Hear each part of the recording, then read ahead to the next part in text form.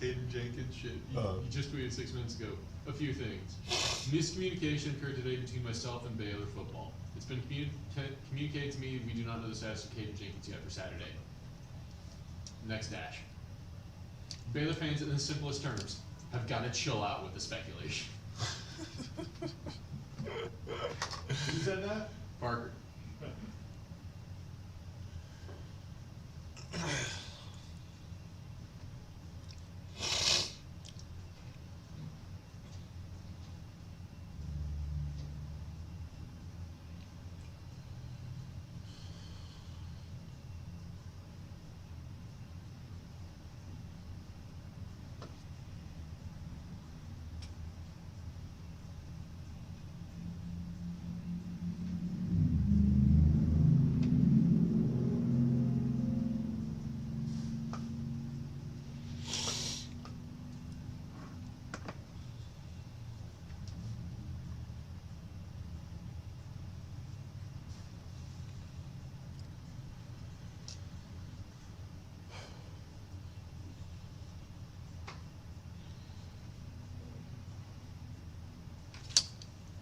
Already out.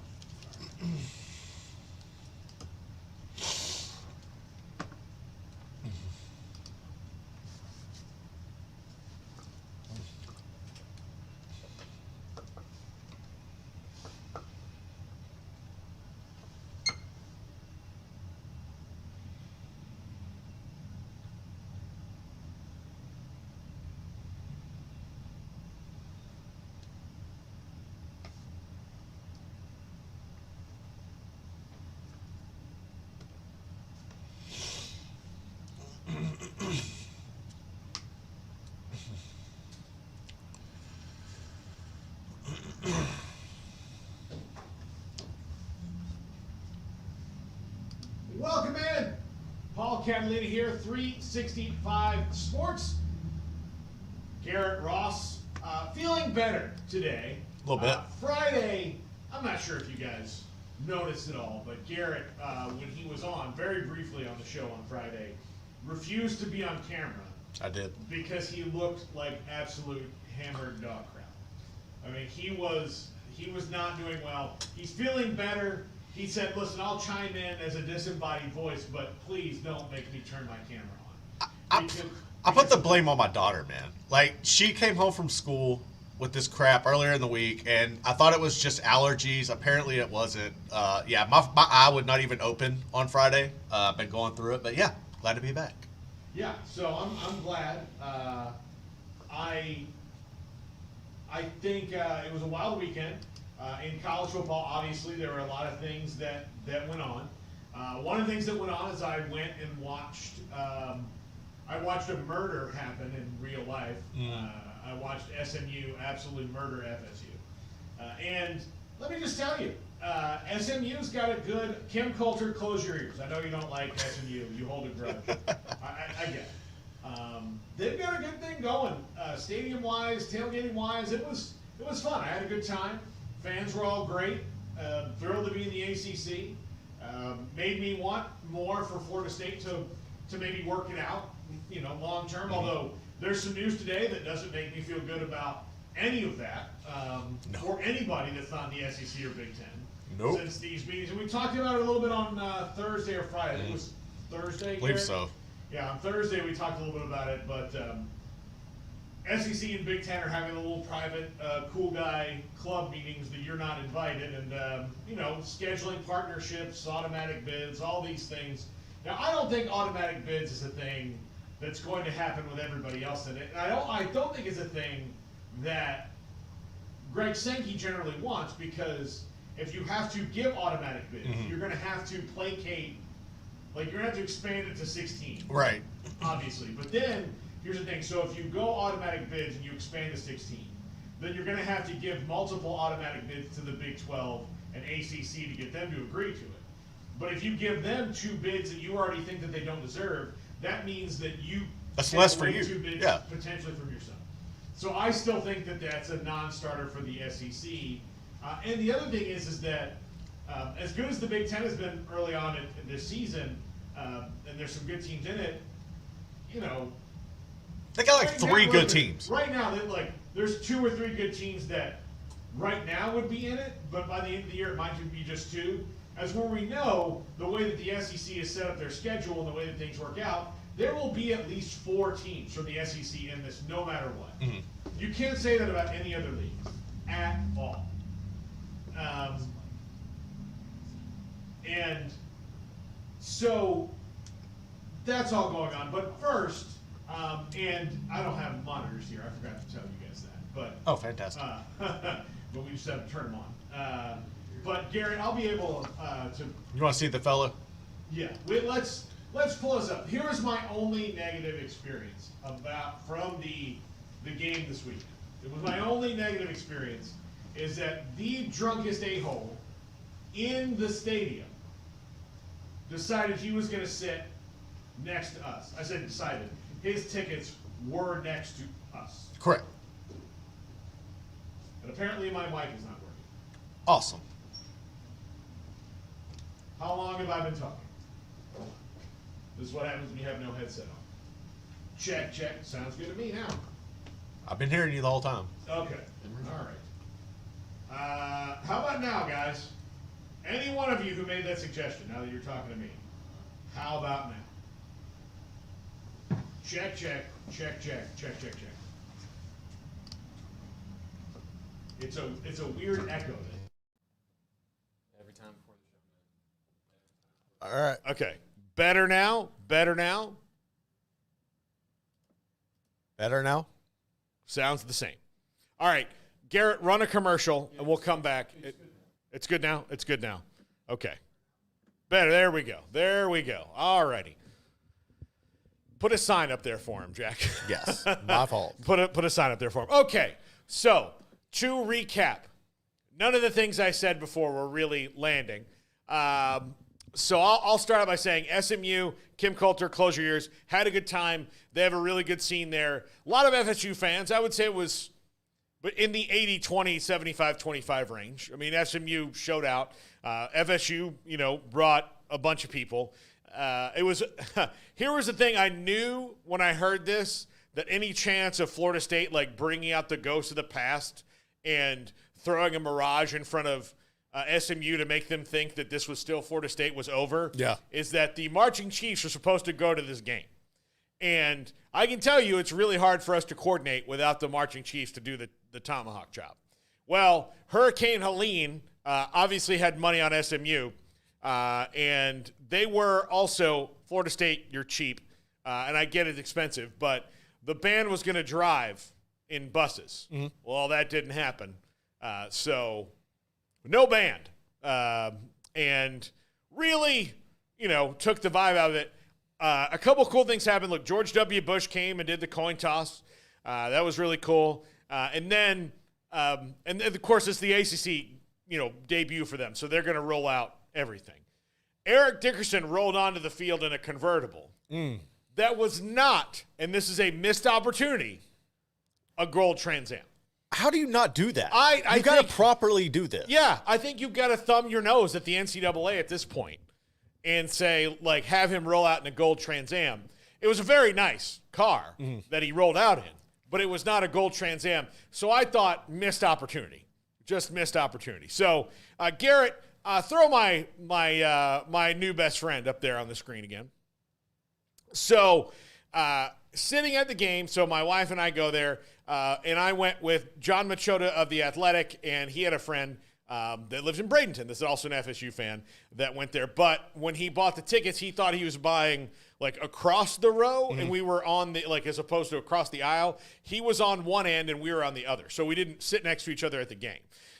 So when we sat down, this guy was in front of us, and he had this big hat on. Those are so stupid. Okay, let me tell you, as someone who has now sat in the stands behind somebody like this, and I'm not even to the start with this guy, but first of all, if you decide that you're going to buy one of these big hats and you decide you're going to wear it to the game and you're not sitting on the very back row of the stadium, jump off a bleeping bridge.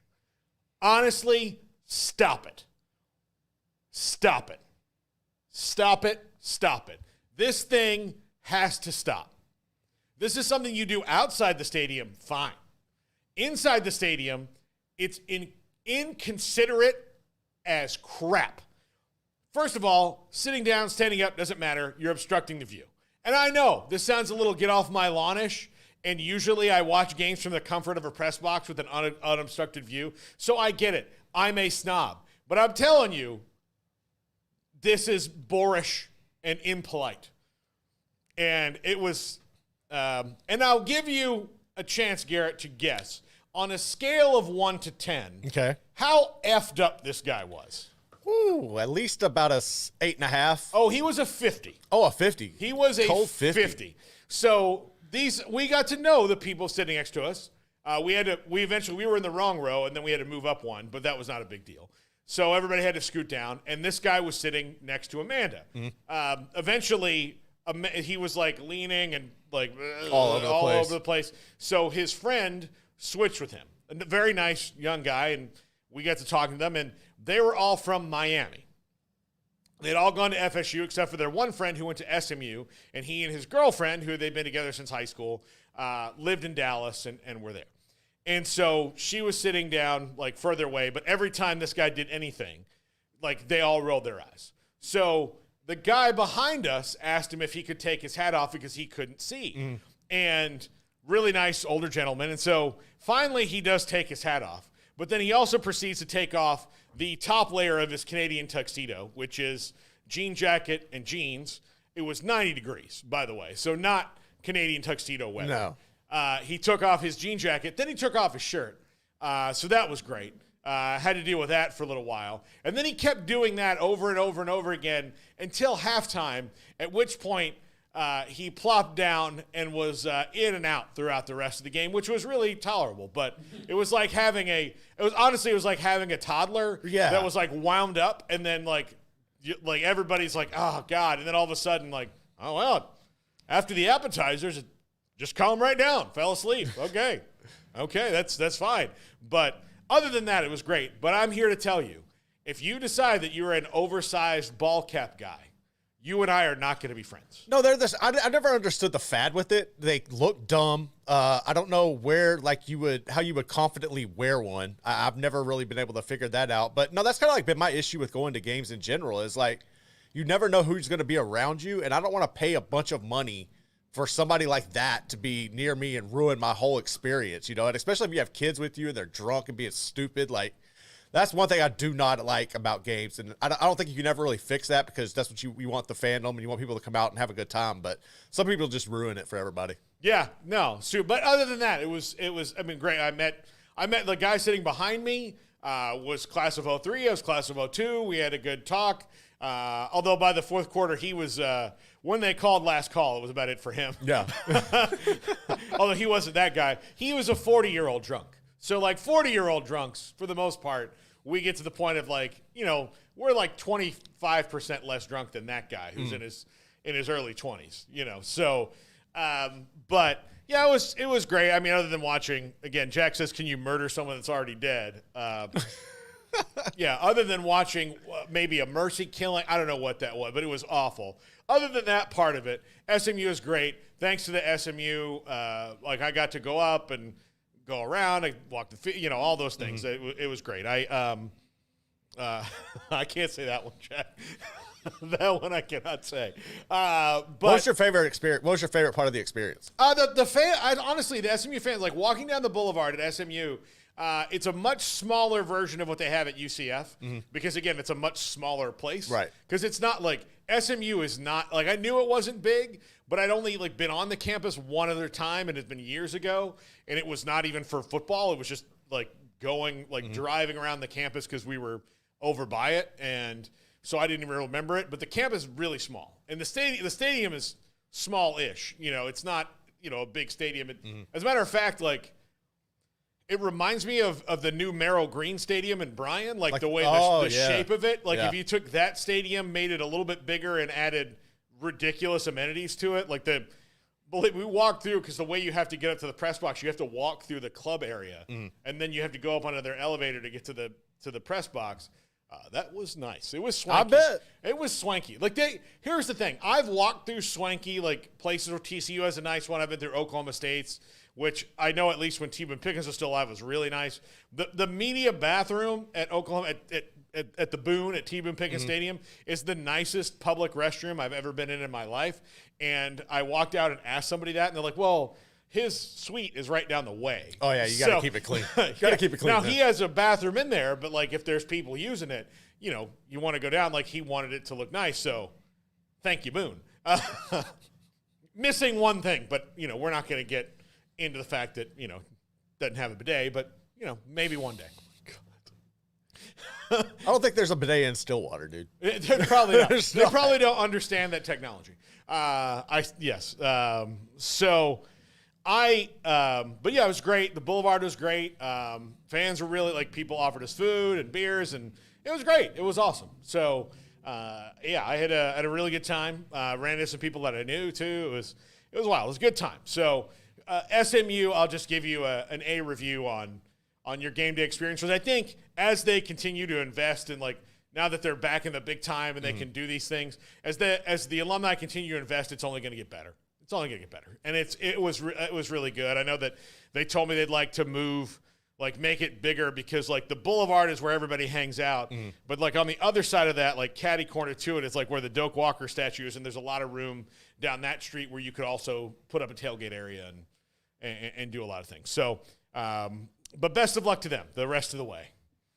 You impressed me, SMU. You impressed me. So, and now I'm done. I'm done crying about it. So I've moved on to getting ready to cry about how Dabo Swinney reassumes his position atop the ACC by eating the corpse of what was Florida State.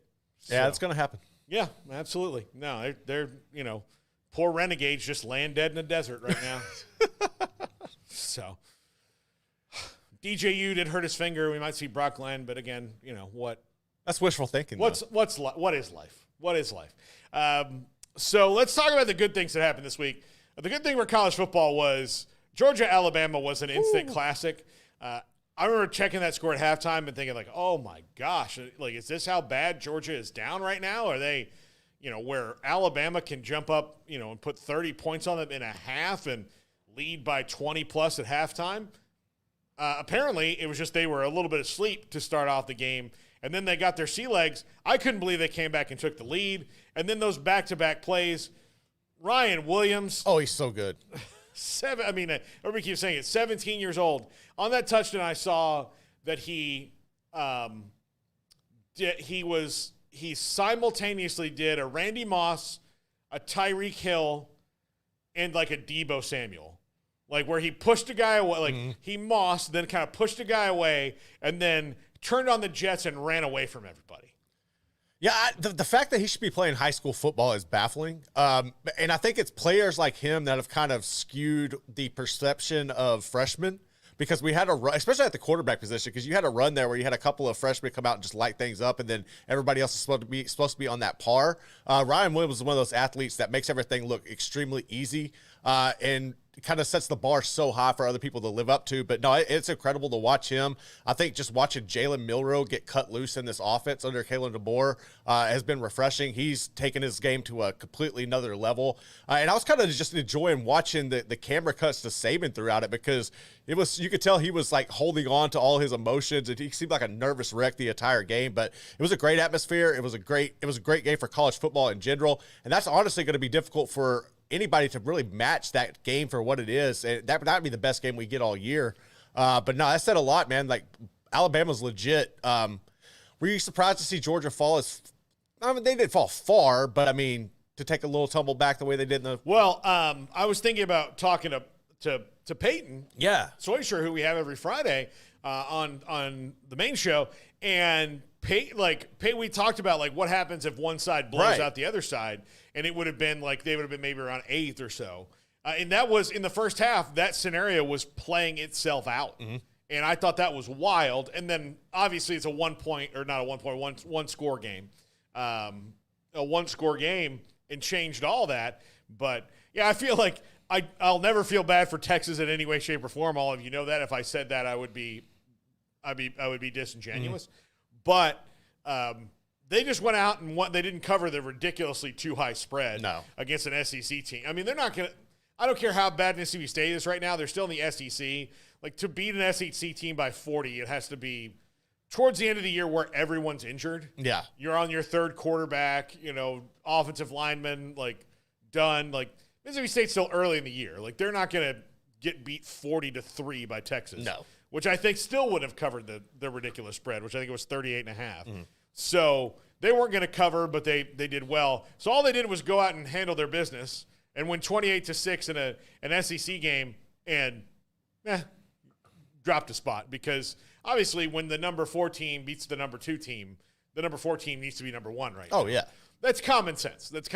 Although, I do understand Texas's fans' perspective of like, well, all we did was go out and win, but that was a massive win and a fantastic showing from Alabama, who kind of did 2 different things. Like, they blew out Georgia for a half, and then when they lost control of it, they went back out and regained control. Yeah. So that tells me a lot about what Kalen DeBoer's got going on there and his coaching style there at Bama. So, yeah, that was ridiculous. Other good things that happened this week. I mean, it's probably not good for the Big 12 that they don't have a team that could run away with this thing, but it was good for Arizona to go out and win a game and get some contributions from other people and stick it to the favorite in Utah.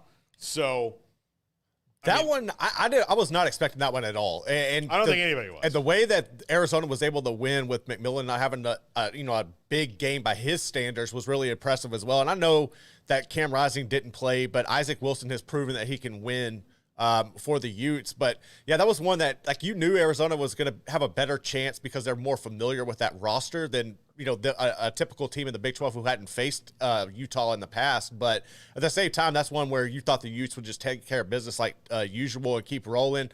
I was really surprised to see them fall in that game. And I mean, I think they're still going to have a good chance of making the Big 12 championship, but it's definitely going to make things more interesting. The bigger shocker for me in the Big 12 was Colorado just going into UCF and dominating on the ground. Well, they did well on the ground. They ran for collectively 129 yards, or something like that, which is a lot for them. Mm-hmm. That would be low for UCF, and UCF still was able to run the ball a little. Yeah. But they fell behind so badly that their offense was rendered moot. Yeah, they were daring KJ Jefferson to beat them through the air. And they couldn't, you can't rely on that with that team. And he had that good run where he just completely demolished the Colorado defender at the goal line. But that was the best overall game I've seen from Colorado under Dion. Like, it was really impressive, man, to see what they were able to do. Yeah. I was ridiculously impressed with how they did that. And, man, we might have to amend what we're saying about Colorado. I mean, they're getting better. And that, like I said all week, like, look, Colorado's better than I think I thought they were after the Nebraska game, where I thought they were not that good at all. And they've come out and won the next 3 games. And in all different styles, too. Yeah, in all different styles. They've adapted. They're kind of getting the hang of it. Maybe that some good things came out of getting physically mauled like they did against Nebraska. Now, the teams they've played defensively don't have that same kind of intimidating style, so I'm curious to see what happens if they do play someone like that, if that gets back into their grill or if they've kind of gotten over it. But their defense is coming together better than it was. They were able to run the ball, which should be very alarming for UCF, because it's the first time they've been able to do that this year, outside of Shadur taking off and on some of those runs against Baylor. But things are going well. Like, I do think that they are an offensive scheme change away from being legitimately year in and year out contenders, because I don't think they have the right scheme. I mean, it's kind of a high school offense, but they've got the athletes to run it. They're not always going to have the athletes to get away with that. They're just not. But this has been good for Deion Sanders. And look, he has as many haters as anybody else, and people are just waiting for the other shoe to drop. The thing is that it might have already dropped, and this might be a team that's pretty good right now. No, I think they are. I mean, and also, like, I think we kind of get it skewed on the teams coming in where the Pac-12 was really, really good last year, and it was really deep. So all of these teams, like, I think that they coming in, we weren't sure how they were going to match up, and I think we're seeing them fare better than expected because par to par, pound for pound, like, I don't think the Big 12 is as deep or as good as the Pac was last year. So that transition for them coming in, I think it's a little easier than what we expected in certain situations. And if you look at like I said, Colorado, BYU is really, really hot right now. It's just been intriguing to see, man. And they're going to be dangerous. The Big 12 is fun. Like, I don't know what to make of this league. I don't necessarily think, like, they have anybody who could make a run into playoff. I know you're going to have at least one team get in, but it's still, like, a mess, and it's fun to watch. It's so chaotic, and it's like the true essence of college football week in and week out for the conference as a whole. Yeah, absolutely. When we come back, we'll talk about some of the bad things that happened, including what happened here in Waco. And, that it's the bell might be tolling for Dave Aranda here down the line because they can't keep falling behind 21-0 at home. And they are 3-8 in their last 11 home games. And the best win among those is Air Force. They've not beaten a Big 12 team at home in 2 years now. It's 2 years too long. Those things have to get fixed if Dave Aranda and staff want to be here in 2025. We'll talk about that and some other people on the hot seat. This is 365 Sports.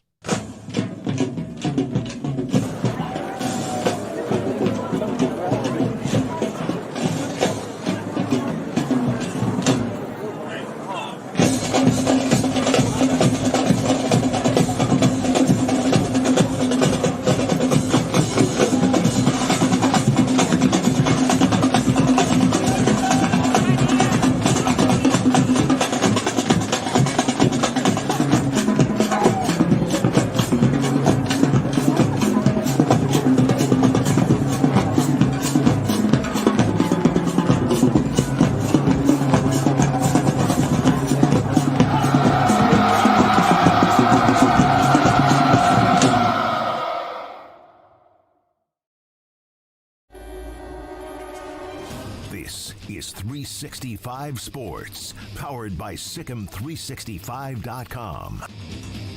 Welcome to the Triple Option. Here's your host, Paul Catalina. Welcome back. Paul Catalina, Garrett Ross, Jack McKenzie, and Emery Winter here in studio. And so Florida did not play this week, so Billy Napier still remains the number one. Like, he's dead man walking. His time is pretty much over. The two in question that I had the most when it came to coaches on the hot seat were, and I think are for the rest of the country, are Sam Pittman and Dave Aranda. And both of them had close losses this week. And Arkansas and A&M was close, and probably closer than it would have been a year ago if this A&M team had played last year's Arkansas team. Right. So you can see the improvements that Sam Pittman has made. I just don't think, especially with Talon Green and his potential, that you're going to get to see him have another chance at it. And due in large part that was the last game that they're going to play at AT&T Stadium, which we're all relieved about. College games belongs on college campuses. And to have that series have never been played since the SEC started in Fayetteville or College Station, to me is it's stupid. It's silly. Like, I get doing it, maybe for a couple years, but to do it for over a decade, a little bit too long. I know they were trying to make it like Texas and OU. But there's only one. Like, you can't. Yeah, you can't. Yeah, you can't just be like, oh, hey, here's a band just like the Rolling Stones. There's only one Rolling Stones. Like, oh, here's a movie just like The Godfather. Well, no, there's only one Godfather. Like, it's unique. I mean, I guess there is. Godfather 2 is just like it, but still good. But, like, here's a series just like that. You can't just make it again. Right. Like, you can't just recreate it with different elements, too. Even though they're both great fan bases, Arkansas and A&M. So, but I think that Arkansas has only won that thing. I mean, they've won it far less than A&M has. A&M's dominated that game at AT&T Stadium in front of one of Arkansas's biggest, most wealthy supporters in his own house in Jerry Jones. And especially given what they just did with basketball and how they went all out for that, I think maybe that's coming for football as well. And unfortunately for Sam Pittman, who is a guy that everybody likes, but they're just not winning at that clip. And the SEC's now gotten tougher, and they've lost to A&M. They're playing Texas later in the year. That's probably not going to go well. And the people who have the money, and this is like the new students probably don't care as much about the Texas rivalry. Oh, no. But the old money. But the old money does. Yes. Like the old money, and look, they've beaten Texas a couple times when they've renewed over the years. But now it's a conference game again. It means something. More than likely, Texas is going to drill them when they play later in the year. And that's another thing that's not going to go over well. And, you don't want to make decisions in the moment, but, I mean, really. This has gotten to the point where they can't beat A&M on a regular basis. Texas is now back in. Oklahoma's in. All these things are happening to them. They've gotten LSU a couple times, but as you go down the list of rivals that they have, the most important games, they don't beat Tennessee. They're not going to beat, they're not really beating Missouri all that often. I can get further out and be they've only beaten Florida once. They barely, I don't know if they've ever beaten Georgia, or when the last time they beat Georgia was, so. I don't know how you sell Arkansas to recruits. Yeah. That's what I don't get. And it's nothing against Sam Pittman. I think he's done a good job there. But at the same time, I think he's also one of those guys that when the landscape shifted, it took away what gave him an edge. He hasn't been able to adapt and make it work. I also think you bring up a good point from the financial standpoint. They've put more money into basketball than they have football, and it's like they're just waiting for the right guy to come in there. You were hoping you were able to get the offense rolling with Petrino. It's been better, but it's still not what they want to see up there and what can win you consistently for the Hogs. And also think when you have people from coaches who are from that state who are having success right now, when you look at Gus Malzahn, and I know they're just coming off that loss we just talked about, but at UCF, you also have a Rhett Lashley, what he's been able to do at SMU in a short time. Those are two guys who people in Arkansas would love to get up there. They would love to throw money behind. You got Jeff Traylor, who's in the mix as well, who's coached there as well, and is just waiting for his opportunity to go somewhere with big money behind it and see what he can do. So, yeah, I mean, it's a tough time right now if you're Sam Pittman. But at the same time, I think you know what you're going to get with Arkansas with him at the helm, and you've got to take it a step further because right now it's just not going to get it done. And unfortunately, you're going to have to move on from him after the season if you want to have some success. Yeah, and you can recruit anywhere if you have the right guy, right? You can recruit anywhere if you have the right guy, but it's just they're just not on it. I would not be surprised to see Gus Malzahn's name. Oh, you got to call Gus. Yeah, throw in that mix this weekend notwithstanding. And given the a couple of tweets I got from UCF fans this week, I don't think they'd be as mad as they would have been a year ago. I think they better pump the brakes because you don't want to lose Gus. Yeah, if you're UCF. I know. Pump the brakes. But yeah, I think that, and look, I think also they're mad because they lost to Dion. That's exactly what it is. I mean, it's not. It isn't rocket science figuring out why you're madder about this one than you would be about some others. You're mad because you lost to Dion. Yep. And Dion, here's the thing. I thought Dion was setting himself up for the ultimate burn when he was like, yeah, most of their recruits signed up because they want to come and see us. Just saying that out loud, I'm like, all right, well, I mean, that's but I was like, yeah, when RJ Harvey runs for 225 on you, you're going to be like, oh, okay, maybe you wish that wouldn't have happened. And then they went out and kicked their ass. Yeah, so he totally flipped it on him, man. Yeah, well, it was ridiculous. If you can do it, you can do it, I guess, But yeah, I think Sam Pittman's in trouble. Another coach in the SEC, I think, is in trouble and gets more so by the week, even though they played better this week and still lost, is Auburn. Oh yeah, Hugh Freeze is not that dude. They're not going to get Peyton Thorne played better than he has, but Oklahoma's defense is good, really good. Their offense again leaves a little bit desired, but at the end of it, they came out on top. That was a winnable game for Auburn at their place, right? They didn't win it. And that's a week out. Then here's the thing. This is why you can't trust guys like Hugh Freeze. Hugh Freeze last week threw all the quarterbacks under the bus. This week, then he comes back and goes, well, we've got to put these guys in a better place to win. Really, where was that last week, Hugh?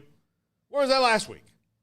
So now it's your fault after the whole world was like, hey, whoa. After Lane Kiffin roasted him too. Yeah, absolutely. So he didn't have his best week either. No. But he's fine. He's not going anywhere unless Florida pays him, $15 million. Yeah. But he's fine. But you just can't I don't know if they'll let go of him. But the thing is that if you want to talk about a booster group and a fan base that'll pull the pin out of the grenade before they're ready, it's Auburn. I don't think they'll fire him this year. I think that they're going to probably tell him, I bet you see a large chunk of money come in, and they go after a high-caliber quarterback, like a priority, and if he can't get it turned around next year, he's gone. And if it's looking the way things are looking right now next year, about halfway through the season, I wouldn't be surprised if he's gone at that point. But I think Auburn figures a way that they're going to kind of force his hand, and you're going to see him throw a lot of money at, I don't know who it'll be, but it'll be like one of the top quarterbacks in the portal, and they're going to try to make a push. But this is good. I think they won't fire him this year. He's going to get one more shot. But if he can't turn it around by the end or half of next year, he's done, dude. Yeah, absolutely done. Absolutely done. And they do not care. They're not worried about that. They'll figure it out. And for better or for worse, that's been them. One coach that you brought up last week when you were talking about hot seats was Brett Pry. And we saw how things unfolded with Miami on Friday night. Virginia Tech was there. Hats off to Cam Ward for just making some elite plays and really getting that win. But did that kind of heat things up for Brett Pry, or what do you make of that situation? I think that he is going to have an uphill battle. He's not been there that long, so maybe he can lean on that. But that was a game where they were up by 10 on the road and ran a fake field goal. And after that, Miami found themselves again. Yep. So instead of kicking that field goal to go up 13, now Miami's got the ball. And while I admire the Stones to do that, those are the kind of things you do when you're a little bit better than they are right now. Right. And so, that was a really bad coaching decision, and they shouldn't have done that. Now, granted, if it worked, it would have been that was probably the riskiest thing, but Miami was on their heels. The thing is, I don't think Miami was ever really on their heels in that game. No, they were just finding them, so, yeah. And here's the thing about Mario Cristobal. When you give him a lead, a substantial lead, I saw a couple things in that game where I was like, okay, well, here he's in a close game again, all that. But for these other games, you know how to, get rid of, bad, tight game decision-making? Don't play tight games. Or you have Cam Ward, who just goes out there and does what he does. Legitimate Heisman candidate right now. He was fantastic. He made one play that was ridiculous and probably also ill-conceived, but it worked.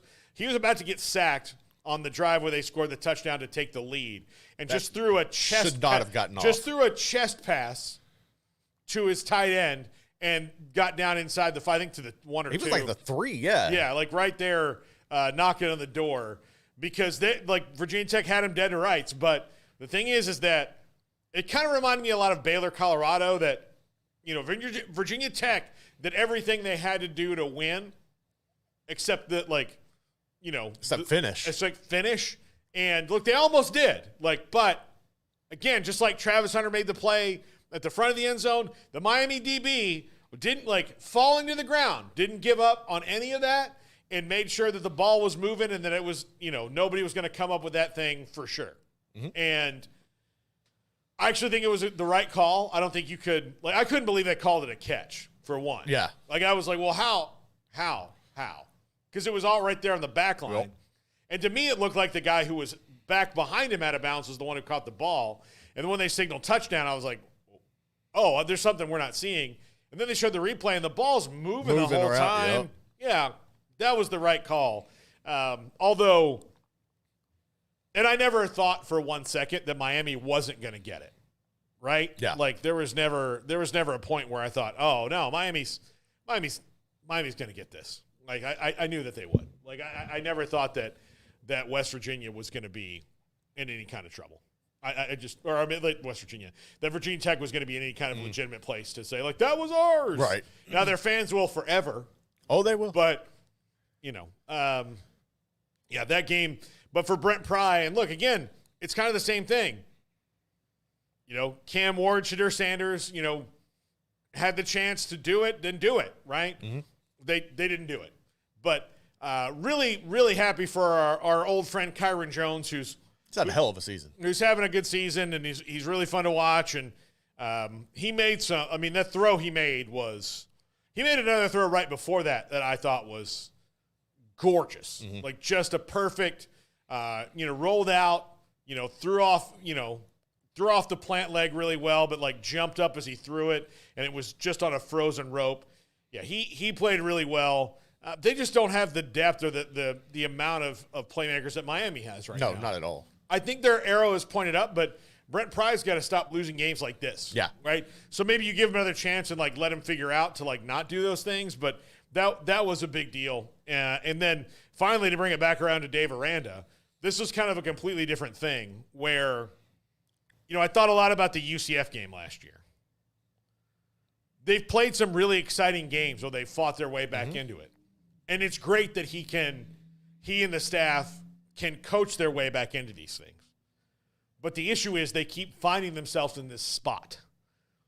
They don't play from ahead very often. And then a week ago, they lost from ahead. They had the come from ahead loss, right, that you have sometimes. And those are the things that are going to weigh on Dave Aranda and going to weigh on this, because more than likely they're going to go up to Ames this week and lose. Now, I'm not saying they're definitely going to lose, but more than likely, Iowa State's gonna be a decent favorite in that game. Iowa State is a much more complete team than Baylor is right now. They're better on the fronts than Baylor is, and they don't. They just got scared. Yeah. They just got a scare from Houston. Yeah. A 1/2 scare, but a scare nonetheless. They just pitched a shutout though, so that should be concerning. Mm-hmm. Shutouts are hard, no matter who you're playing. They won a game 20-0. They can bloody their knuckles with anybody. And Baylor historically has not won a lot of games at Ames. It's a hard place to play. And they can't win at home. They have all these tough places to play on the road. The math is not working out for them as it goes on. And if they're 2-4 after this week, that means they've got to be 4-2 the rest of the way out to get into a bowl game. Mm-hmm. Not impossible, but not the easiest route that they've left themselves. They needed to have 4 wins at this point of the season because the back half was going to get tougher. Mm-hmm. And they're not in the right spot. And if they if they come back home in a couple weeks and fall behind 21-0 again, they already don't have the crowd support as much as they need it. And rightfully or wrongfully so. Like, that's your own personal thing about how much you think you can emotionally get into a thing. But I mean, when you're down 21-0 at home, it's hard to get back up into those things. When you're not winning at home, and the only games you're winning at home are Long Island, Charlton, and Air Force in the last 2 years, that's not good. No, that's kind of like where I'm at with this. Like, at this point, like, this is what it is. Like, and I think everybody's kind of seen the writing on the wall, and you hate to make any drastic decisions. You would hate to lose a recruiting class and everything, but I mean, it's the broken record every year with this team. It's the same issues you're always talking about, and about this point in the season, everybody's kind of gets disengaged and is tired of talking about it, tired of dealing with it. And I mean, I hate it, but at some point, man, you got to make a decision, and you got to kind of think about everything at hand. And I just don't see things getting better with the current situation. I don't. I think this is what it is. This is what it's going to be. And if you're happy with that, then cool. If not, then you need to make a change. Yeah, I mean it's in a different spot right now than it even was last year. Yeah. Because the goal line moves in these situations, and you've made so many changes. And it's the same crap over and over again. So what else can you do? You know, they needed to come out against BYU and make a statement early that last week was over. In that first quarter, they lost the game. Mm-hmm. I mean, it was 21-0. They had to fight their way back.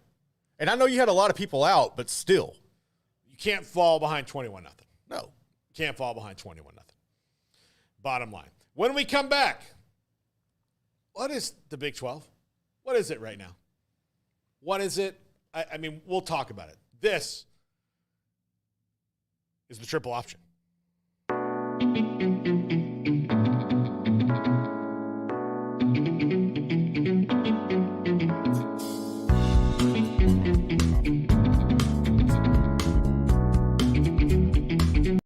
Fantasy Sports EVO, the next evolution of daily fantasy sports. Tired of traditional fantasy sports where you spend hours upon hours studying individual players? EVO's unique team-based platform makes it easier than ever for all sports fans to play. No need to know individual players. Just choose your contest, select your teams, and enjoy the game. Whether you access our website from a desktop, mobile device, or the app, the experience is the same. EVO is for all sports fans. Join Fantasy Sports EVO and experience the evolution. This is 365 Sports, powered by Sikkim365.com. Welcome to the Triple Option. Here's your host, Paul Catalina. Welcome back. Another week has gone by in college football. And now we get to reassess things piece by piece. And we'll do this a little bit, not a little bit, but by the way, Iowa State 13-point favorite to open the week against Baylor. So, again, sizable. Not surprised. Sizable. No, but that's a sizable gap. And so I want to start with the best matchup of the week, Garrett, in Oklahoma State and Kansas State. And, you know, I'm not a conceited person. I'm not a person who likes to say, I told you so. You know this about me. Mm-hmm. Jack knows this about me, that I'm not a person who likes to taunt people and, you know, ridicule them for little things. I'm not a person who teases and makes fun and needles when he's right. I'm above all that. Sure you are. I mean, again, I've never picked on the three of you mercilessly. I've not done that. I've never lashed out at some of our viewers for when they're wrong about things. That's not me. That's not the person. Like, if you say that that's me, I'm thinking that's a different person. That being said, Garrett, what was the reason I said that Oklahoma State was bound to struggle this year? Alan Bowman not being a good quarterback? What's the reason that Oklahoma State, among a couple others, but chiefly couldn't get back in that game against Kansas State was? Alan Bowman cannot throw the football. He's not a good quarterback. I've come to a realization. College basketball your college basketball team is at its best when you do have a lot of 22 and 23-year-olds. Correct. College football is at its best when you have a better mixture. Yes. Because you win conference and national titles with NFL players. If you are going to the NFL, you would not need a seventh year of eligibility. Not at all. So because of that, and look, there are going to be outliers to every case that I have. But I think for the most part, if you're in your seventh year of eligibility, the professional sports world has told you you're a college athlete. Mm-hmm. Again, I'm willing to accept outliers. But for the most part, that's true. So if you tell me that you've got a seventh-year quarterback coming back, it means that you're having a hard time finding a guy who you can recruit as a freshman, keep as a freshman and play as a sophomore. Yep. I get the world that we live in, especially when it comes to quarterbacks in college football. But the reason that they wanted Alan Bowman back is because they knew they didn't have anybody else. Yeah, Garrett Rangel's bad. Yeah, he got his shot. He was 3 of 11 against Utah. So Kansas State got right. They got right at home. And early in the game, when it was close, Ollie Gordon looked like Ollie Gordon again. But he went from, well, and then that they fell so far behind, he wasn't really a factor. Yeah, he didn't. So it's just, this is a year to me, it seems like 2 years ago for Oklahoma State, where they came off the Big 12 title game loss. They had a lot of people back, but they had injuries, or there were things that they couldn't really fix that they maybe overestimated. Here, defensively, look, they lost Mason Cobb to USC. That's a big deal. You know, they're one of their better defensive players. They lost their best defensive player due to an injury earlier in the year. They're just not very good on defense like they have been. They have really good skill players, and they have a pretty decent offensive line that has, albeit underperformed this year. And that's a huge thing, especially for Alan Bowman. To give Alan Bowman a little bit of credit, the offensive line he was supposed to have has not played up to par yet. But also, 26 of 50 doesn't win any games. No, it doesn't, but I also think like the line has something to do with that. I feel like the line was kind of overrated in the same sense how you're describing Bowman, where you expected them to be better just because they were been there for a while. And I think that's kind of where they're running into a situation where that might not be the best thing. Maybe you should have put some younger guys in there and a little more talent. Everybody's loading the box on Ollie Gordon, and he just can't get anything to push it. I mean, he can't run. I mean, that everybody knew that was going to be the approach to stopping them. They just need a quarterback that can open things up for them, and they just don't have that with Bowman. I think you also see some issues where you have Bowman and Ollie Gordon going at it on the yelling at each other on the field, the miscommunication, like they just look out of sync. And honestly, things with Oklahoma State have just kind of been off for a while now. I don't ever really know what to make of this team because they're always consistent, but like they never really make a push for championships. And this year, it's much of the same. They're just kind of there and getting lost in the shuffle. Kansas State came out. Avery Johnson looked really good on that against that defense, running around and throwing on them. I don't really know what to make of the Pokes, honestly. Yeah, I don't either. And they've got to find themselves. They really do. And Kansas State got back on their feet. Utah, we talked about, lost earlier. You know, that was surprising.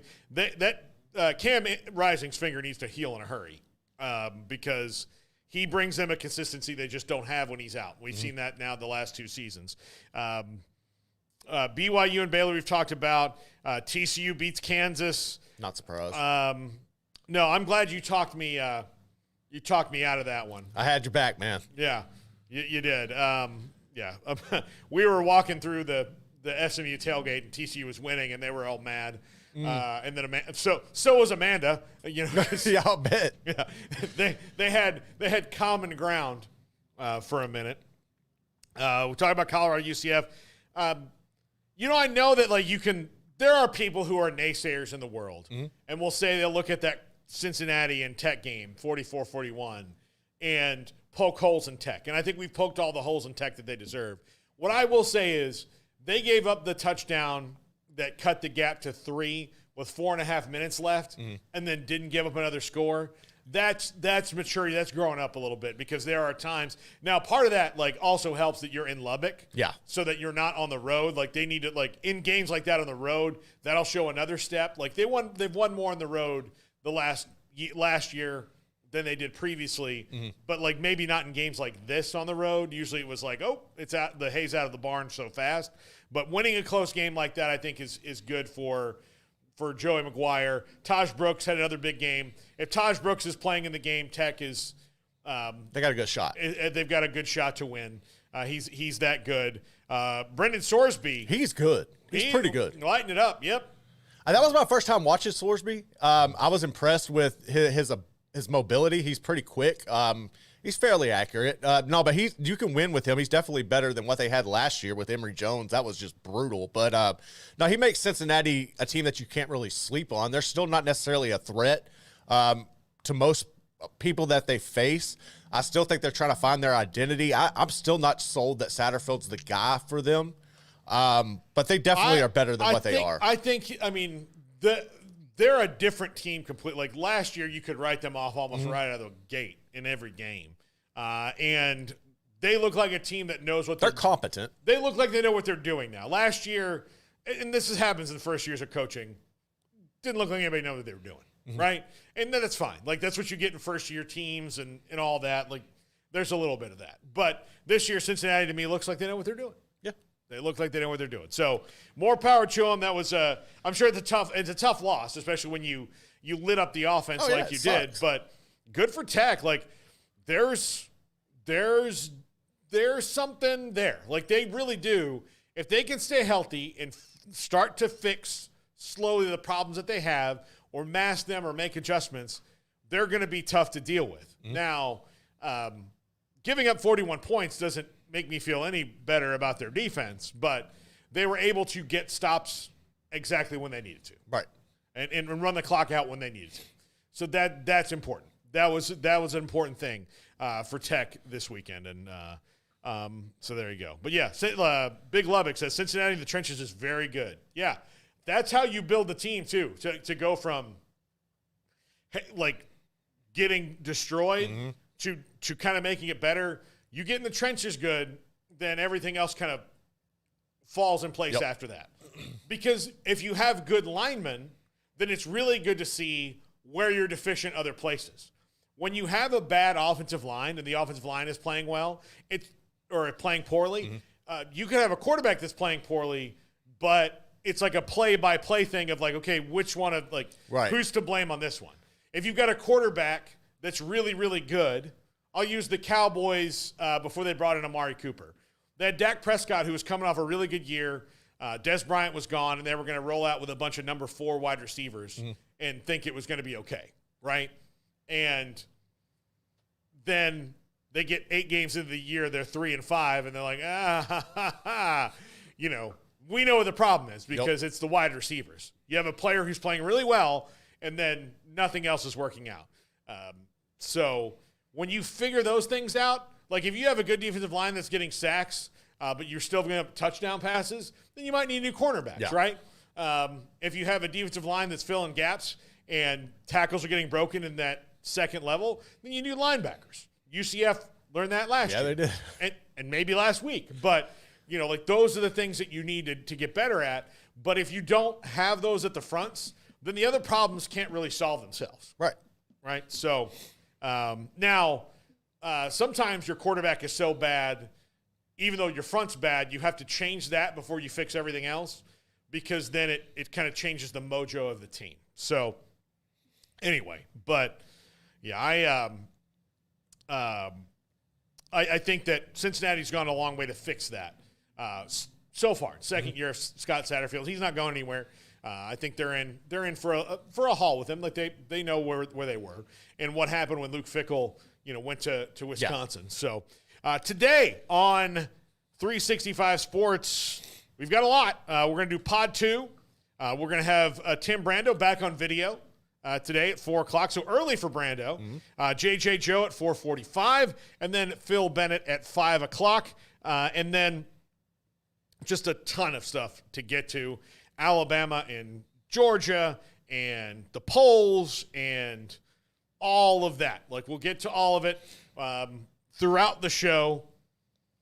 We're gonna have fun making this list to try to keep Smokey on track. And I hope he does not have caffeine today. I'm sure he'll be in with a couple monsters. Yeah. Here's the thing. If I could light a candle in the church and say, Dear Mother Mary, please protect us. Just don't give him caffeine today. Like, wherever he goes, like, maybe it's sold out today. Those kind of things. Those kind of a thing. Just sell. No caffeine. He has enough energy as it is. Enough energy. Yeah. That's all coming up in an hour. We'll see you then. This is 365 Sports.